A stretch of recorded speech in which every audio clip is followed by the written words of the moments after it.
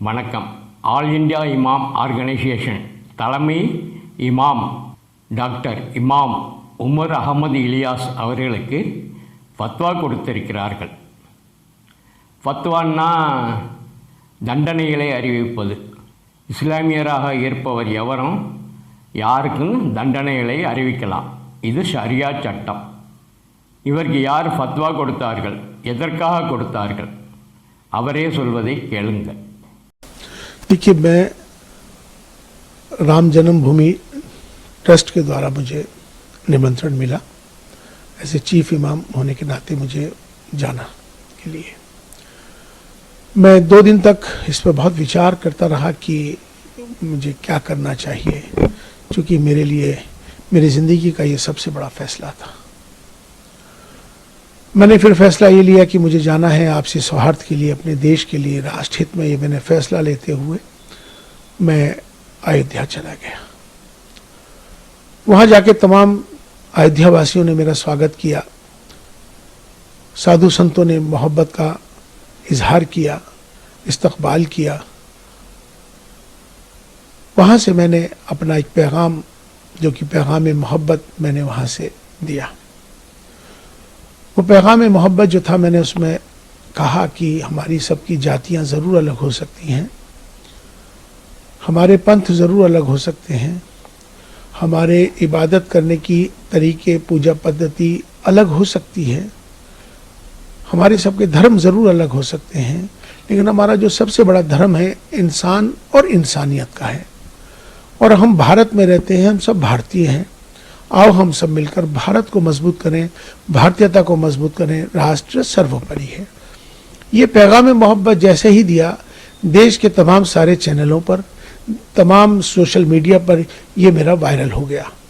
Viral होने के बाद उनको सबको ये मालूम हो गया कि इमाम साहब, चीफ इमाम साहब वहाँ पहुँच गए और उन्होंने ये फतवा जारी कल किया है। वैसे तो मुझे 22 जनवरी की शाम से ही तमाम मेरे नंबर्स पर अलग अलग जगहों से मुझे धमकियां आने लगी, मेरे खिलाफ नफरत अंगेज़ माहौल बनाने लगे, मेरे खिलाफ उन्होंने जो अब शब्द जो कहने के होते हैं वो कहे।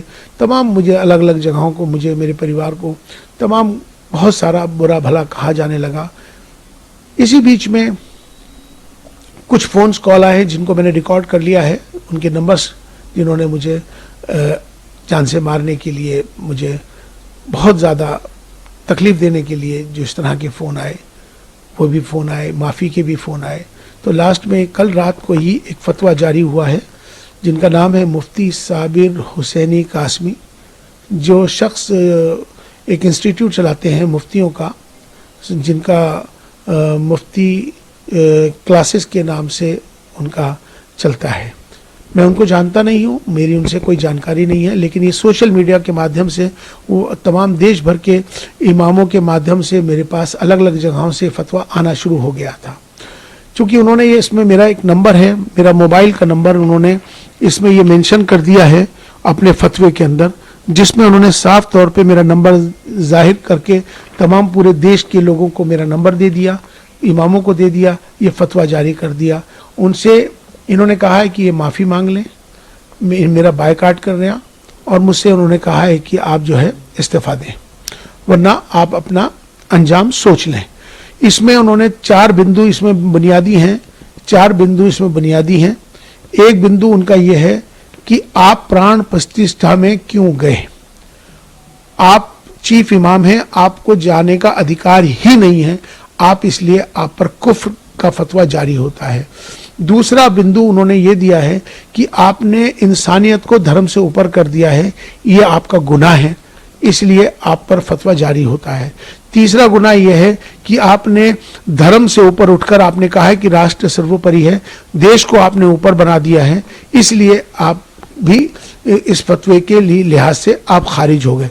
लिहाजा अब आप पर कुफ्र का फतवा जारी कर दिया गया है और तमाम अलग अलग जो उसकी सज़ाएं हैं इसमें मुकर्रर कर दी गई। लेकिन मैं उनसे ये बात कहना चाहता हूँ, पहली बात तो ये इस्लामिक देश नहीं है, ये भारत है, ये सनातन भारत है।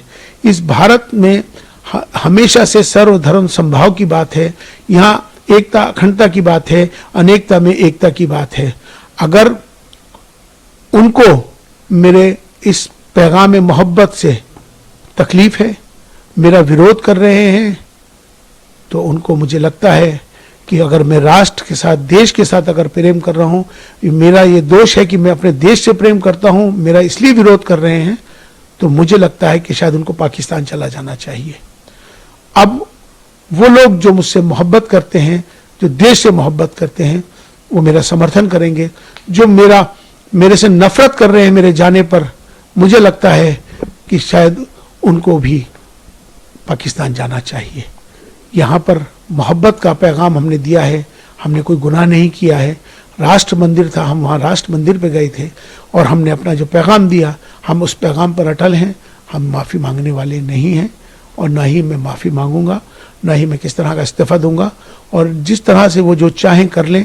अभी उन्होंने एक स्टेटमेंट जारी किया है, उन्होंने कहा है कि हम माफ़ करने वाले नहीं हैं। तो मैं भी बता दूं कि मैं आपसे माफ़ी मांगने वाला ही नहीं हूं, क्योंकि मैंने कोई काम ऐसा नहीं किया जिससे कि कोई किसी को तकलीफ पहुंचे। मेरा कम मकसद है, अपना देश है, देश हमें देता है सब कुछ, हम भी तो कुछ देना सीखें। ये भाव सबके अंदर आना चाहिए। राष्ट्र सर्वोपरि। இப்படி இஸ்லாமியர்கள் யாரும் யாருக்கும் தண்டனைகளை அறிவிக்கலாம் என்று முகமது சொல்லியிருக்கிறார் என்பது ஹதீதுகள் சொல்கின்றன. ஆனால் அதிலும் முரண்பாடான தகவல்கள் உள்ளது. குர்ஆன் இதற்கு மாறாக ஒருவரை நேர் வழியில் செலுத்துவதும் தவறான வழியில் செலுத்துவதும் அல்லாஹ்வுடைய விருப்பம் என்றும், அல்லாஹ் அறிவிக்கக்கூடிய செய்திகளை சொல்ல வேண்டிய கடமை மட்டுமே முகமதுக்கும் என்று குர்ஆன் சொல்கிறது. ஹதீதுகளிலும் அப்படி உள்ளது. ஒருவருக்கு சொர்க்கம் நகரத்தை கொடுப்பது தன்னுடைய உரிமை என்று அல்லாஹ் சொல்வதாக ஹதீதுகள் சொல்கிறது. இப்படி முரண்பட்ட தகவல்கள் அதில் இருக்கிறது. நம்ம அக்கா சபரிமலா ஃபாத்திமா அவர்கள் 2 சகோதரிகளுக்கு நீங்கள் இஸ்லாமியர்களே இல்லை என்று ஒரு ஃபத்வா கொடுத்ததை ஒரு வீடியோவில் விரிவாக சொல்லியிருக்கேன். அதில் குர்ஆன் ஹதீதுகளை விளக்கமாக தந்து ஃபத்வா கொடுக்க உரிமை இருக்கிறதா இல்லையா என்றும் சொல்லியிருக்கிறேன். அதனையும் பார்த்து கொள்ளுங்கள். பேசுறேன்னா எத்தனை வழக்க மாதிரி செருப்பி உனக்கு அனுப்புறது. நீங்க என்ன சொல்றது, முஸ்லீம் நான் கிடையாது, நான் இப்படித்தான் இருப்பேன்னு நாங்க இன்னைக்கு அறிவிக்கிறோம், ஓப்பனா அறிவிக்கிறோம், நீங்க முஸ்லீம்ஸ் கிடையாது. நம்ம சவுக்கு மரம் பிஜேபியை சேர்ந்த ராமசீனிவாசன் அவர்கள் ஒரு இமாமுக்கு அழைப்புதல் கொண்டு போய் கொடுக்க போனதை பள்ளியாசல புகுந்து தொழுது இருக்கும்போது இடையில புகுந்து தொந்தரவு செய்ததாக திரித்து செய்தியை வெளியிட்டு கலவரத்தை தூண்டிவிட்டதையும் ஒரு வீடியோவாக போட்டிருக்கேன். அதையும் இந்த வீடியோவில் பார்த்துக்கிறங்க. வீட்டுக்குள்ள நாங்கள் ப்ரேயர் பண்ணிட்டு இருக்கோம்னு தெரியுது. ப்ரேயரில் கலந்துக்கிட்டு தான் இன்விடேஷன் கொடுக்கணும்னு என்ன சார் இருக்குது? நீங்கள் இது எங்களது உணர்வுகளை நீங்கள் சீண்டுவது போல இது உள்ளதுன்றாங்க. ஏதோ பண்ணுறது இல்லை, மத கலவரம் உருவாக்கணுன்ற. இப்போ இந்த ஒரு ராமசீனிவாசன் படுறது மத கலவரம் உருவாக்குறது தான், வேறு ஒன்றும் இல்லை. இப்போ அங்கே ஏதாவது அவதூறாக பேசிட்டு கல்லுகளை விட்டு அடிக்கிறாங்கன்னு வச்சுங்களேன். ஒரு பழமொழி சொல்லுவாங்கள்ல, சாமி வரம் கொடுத்தாலும் பூசாரி விட மாட்டாருன்னு. அந்த மாதிரி இஸ்லாமியர்கள் பிற மதத்தினரோடு ஒன்றா இருக்கணும், ஒற்றுமையாக இருக்கணும்னு நினச்சாலும் இந்த அறிஞர்கள் மதவெறிகள் விடமாட்டாங்க.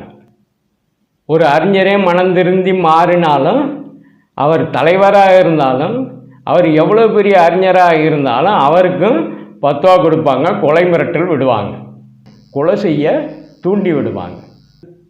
எல்லாரும் என்ன சொல்லிக்கிட்டு இருக்காங்க? இஸ்லாமியர்கள் என்ன சொல்லிக்கிட்டு இருக்காங்க? எதுக்கு எடுத்தாலும் பிஜேபி பாகிஸ்தான் போன்னு சொல்லுதே இஸ்லாமியர்கள்னு சொல்லிக்கிட்டு இருக்காங்கல்ல.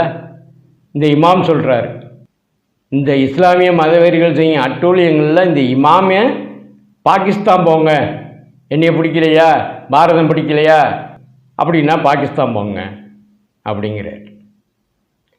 இது பாரத தேசம் மத வேற்றுமையின்றி மத ஒற்றுமையுடன் வாழ வேண்டிய தேசம், இது இஸ்லாமிய தேசம் இல்லை என்று அடித்து சொல்கிறார்.